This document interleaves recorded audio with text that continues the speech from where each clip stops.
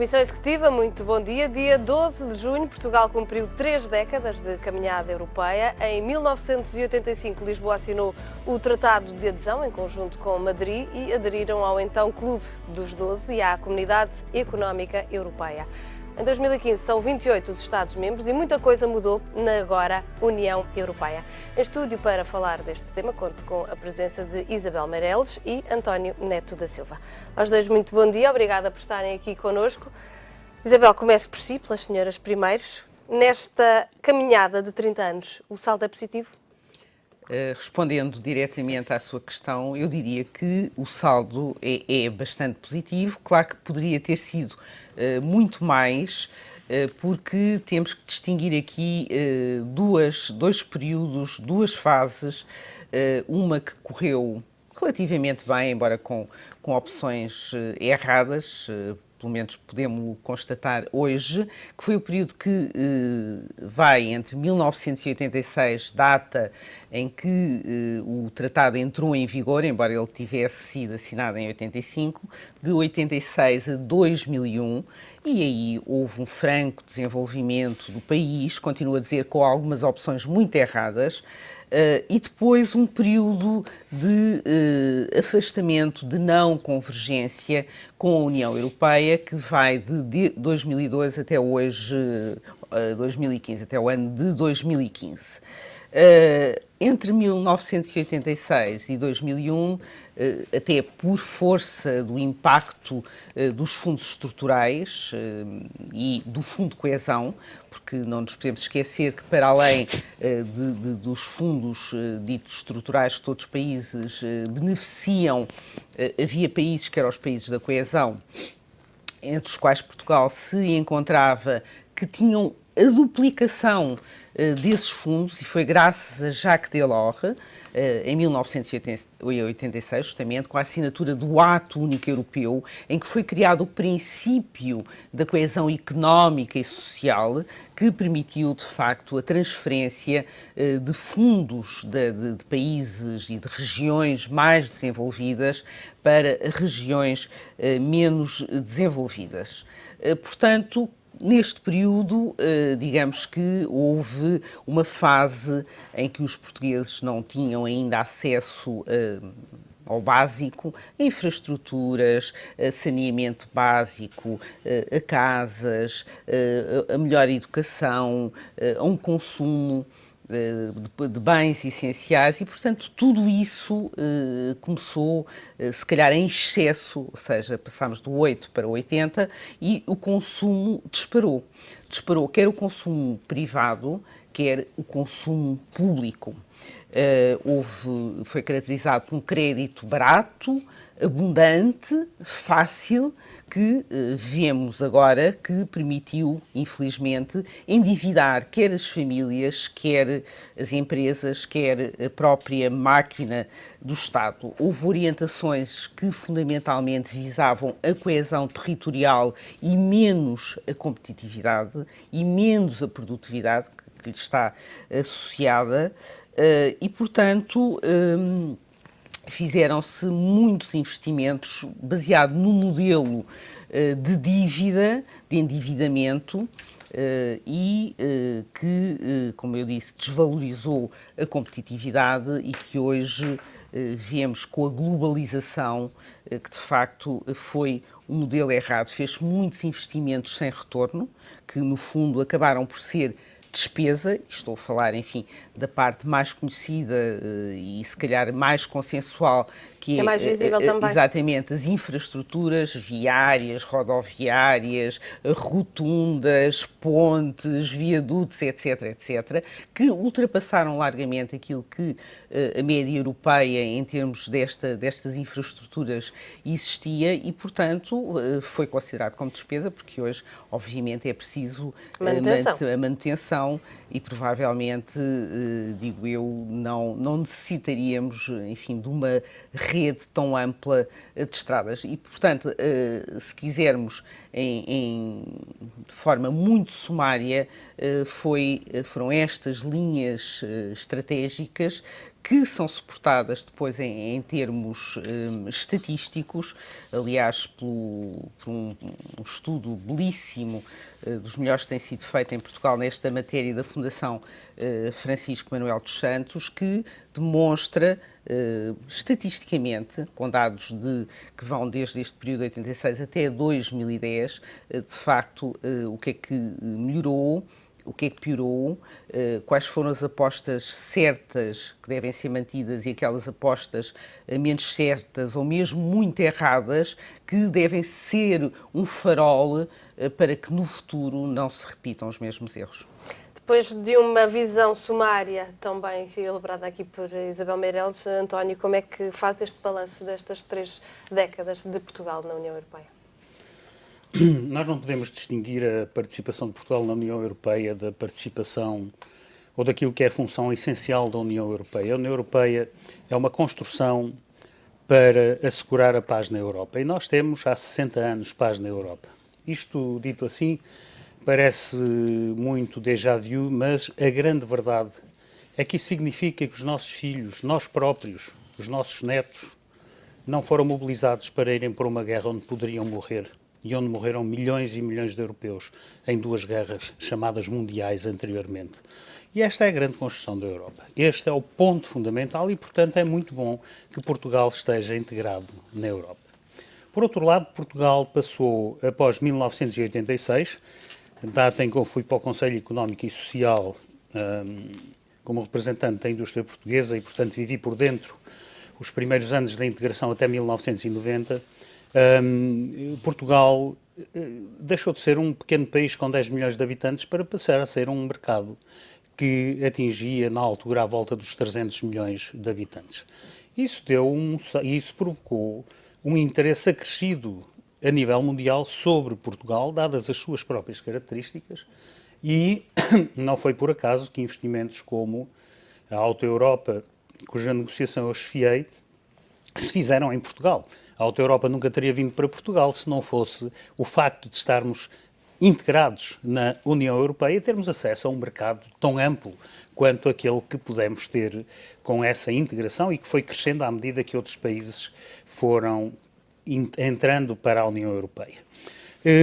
Nós tivemos, de facto, como a Isabel referiu, alguns excessos, mas é normal que esses excessos aconteçam em períodos de boom, mas nós tivemos a oportunidade de nos dotarmos com infraestruturas. Nós éramos um dos países com infraestruturas mais fracas da Europa. As infraestruturas significam competitividade para os países onde elas existem. Nós hoje somos um país provavelmente com as melhores infraestruturas da Europa, quer de transporte, quer de outra natureza, transporte rodoviário, transporte ferroviário, transporte aéreo, apesar destas questões da TAP.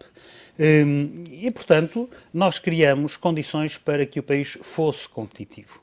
É evidente que há outras coisas que correram mal. O Fundo Europeu de Desenvolvimento Regional, que procurava, e muitos outros fundos que a seguir vieram e que tinham alguma informação também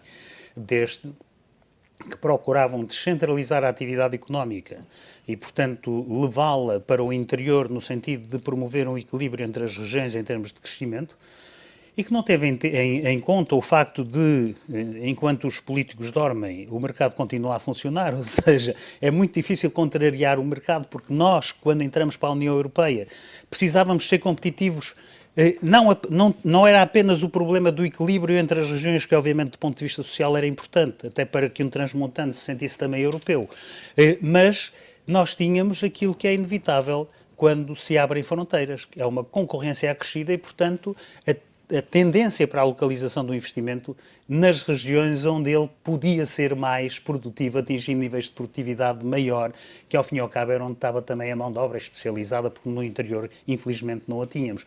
E, portanto, muitas das verbas do Fundo Europeu de Desenvolvimento Regional, se não a quase totalidade, foram entregues a projetos que acabaram por desaparecer poucos anos depois. Portanto, o efeito de desenvolvimento do interior Relativamente ao litoral, não aconteceu, mas não aconteceu porque também havia este problema da necessidade de competir com outras regiões europeias e não apenas provocar o equilíbrio social entre regiões.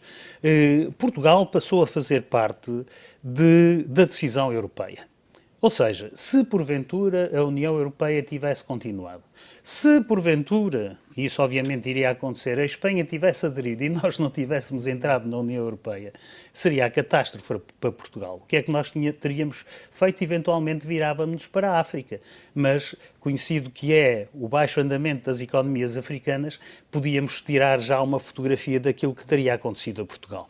Teríamos estado completamente marginalizados, com uma Espanha integrada na União Europeia, com uma União Europeia enorme a tomar decisões que afetavam Portugal, porque a inevitabilidade da geografia é esta, e Portugal fora dos centros de decisão, fora no sítio onde podia, de facto, influenciar.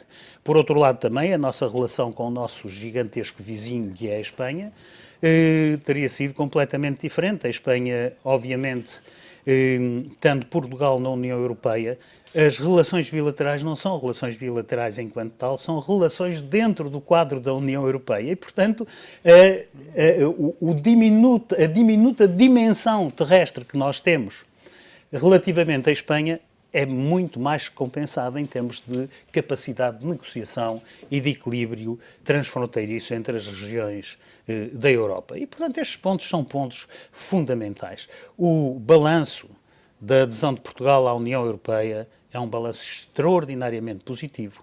Cometeram-se erros, obviamente cometeram. Fizeram-se eventualmente excesso de infraestruturas rodoviárias. Ok, dou isso como adquirido, mas nós não podemos, de facto, deixar de dizer que Portugal se transformou radicalmente. Eu faço lembrar apenas que entre 1986 e 1990 eu pude dizer nos Estados Unidos, no Japão, nos sítios onde ia, quando fazia a apresentação de Portugal, podia dizer que Portugal era o segundo país que mais crescia na OCDE nesses 4 anos. É uma taxa de crescimento média anual de 4,4% e havia apenas um país nessa altura que conseguia crescer ligeiramente mais que nós, que era o Japão. E, portanto, nós tivemos um período áureo, como a Isabel referiu, até 91. Depois não nos podemos queixar, a não ser de nós próprios, apesar de, a nível empresarial, as empresas terem reagido muito bem. Aquilo que poderia ser uma consequência da União Económica e depois da União Monetária, e quase de imediato poderia ser um aumento enorme da taxa de desemprego, nós acabamos por ter um aumento enorme da taxa de desemprego, não por causa dos portugueses em geral, mas por causa da má gestão da coisa pública. E, consequentemente, não é aos portugueses que se podem imputar culpas por, nos últimos anos, as coisas não terem corrido bem, mas àqueles que geriram Portugal e a quem foi confiado o voto para administrar o nosso país. Isabel. Catarina, deixe-me só acrescentar aqui algo que o António frisou e que eu reputo muito importante, que é, de facto, o nosso vizinho, que é a Espanha.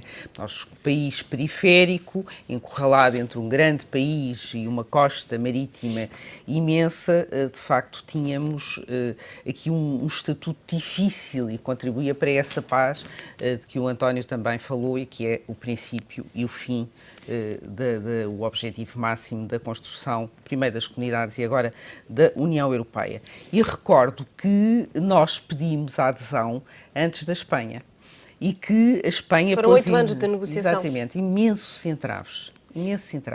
Sobretudo, curiosamente, algo que as pessoas não sabem ou já não se lembram, devido a um tratado de pescas que existia negociado com Salazar e Franco e depois ratificado ou renegociado por Marcial Caetano e que permitia à Espanha pescar nas nossas costas, quase sem limite.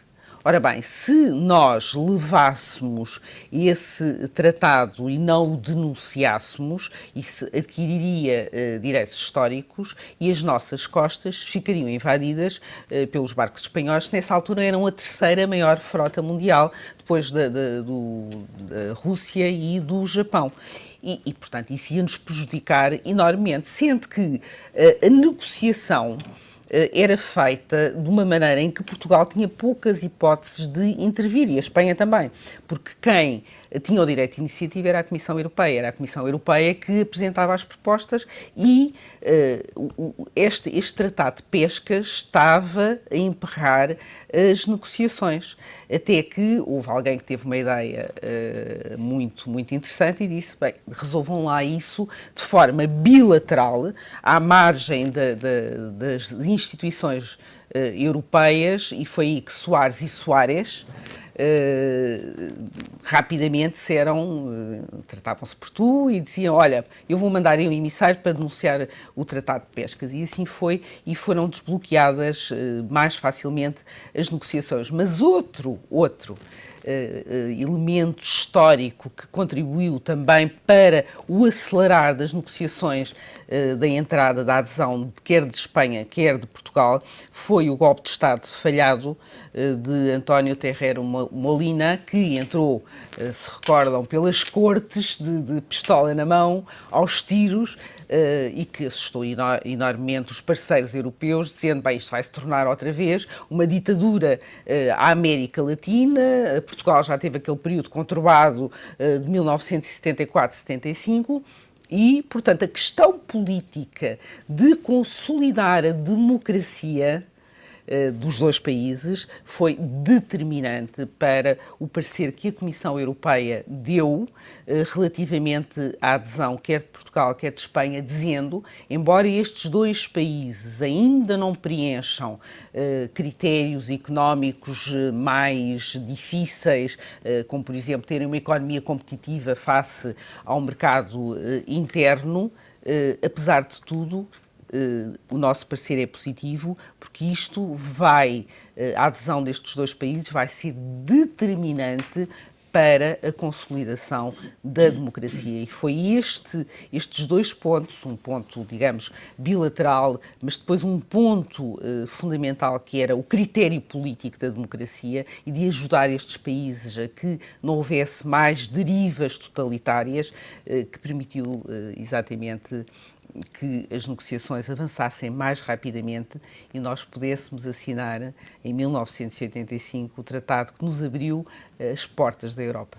Curiosamente, na altura da adesão, ou das negociações até à adesão, estes 8 anos foram marcados por bastante instabilidade em termos políticos em Portugal, e esse era um dos pontos bastante focados na altura da adesão por parte da imprensa internacional, porque na altura que foi assinado o tratado havia aqui entre PS e PSD bastante instabilidade e notava-se isso já na imprensa, essa preocupação sobre como é que Portugal está a aderir a uma comunidade e internamente está numa fase tão instável. Sim, mas é evidente que a instabilidade derivava de um período anterior, porque, enfim, esta luta política é normal.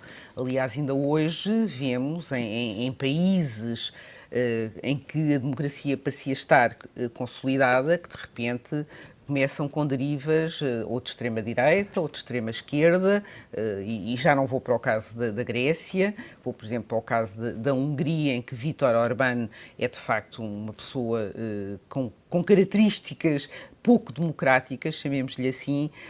O que eu quero dizer é que este projeto europeu, neste momento dos 28 Estados-membros, tem permitido uma espécie de cadeia de solidariedade que é difícil de quebrar. Porquê é que os países não saem? Porque é muito difícil sair.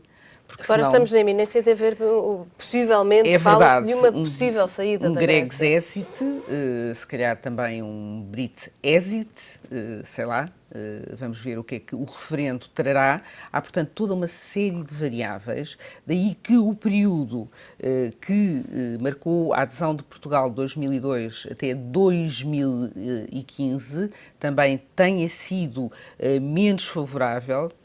Não convergimos devido justamente à entrada de muitos países. Não se esqueça que, a partir deste século, entraram num alargamento 10 países, depois a Bulgária e a Roménia, que apesar de serem só 2, atenção, que não são quaisquer países. Durão Barroso esteve quase à última hora, até à última hora, para dar parecer positivo, porque de facto, sejamos francos, estes países ainda hoje não têm condições para estar na União Europeia. Corrupção, desorganização, a máquina do Estado completamente desmantelada, a economia sem infraestruturas mínimas, e depois entrou a Croácia, que até agora parece que está a portar bem, ou seja, 13 países. Para quem é supersticioso, percebe que neste século 13 países juntarem-se aos existentes, obviamente que vai desequilibrar, só pode, a balança e os equilíbrios institucionais, políticos e outros, e isso começou. Isso foi um erro estratégico dos países, mas daqueles países que pressionaram estes alargamentos porque viam na Europa não um projeto de união mais estreita, inclusive que poderia levar a uma união política, quiçá federal, mas que viam e veem neste projeto apenas mais mercado e, portanto, quanto mais países aderirem, mais possibilidades de exportação dos seus produtos e de colocação dos seus serviços também têm. Por isso é que há muitos países, vamos ver, que pugnam a favor, por exemplo, da adesão da Turquia, da Ucrânia, e sim que iria, com certeza, fazer colapsar este projeto de União Europeia.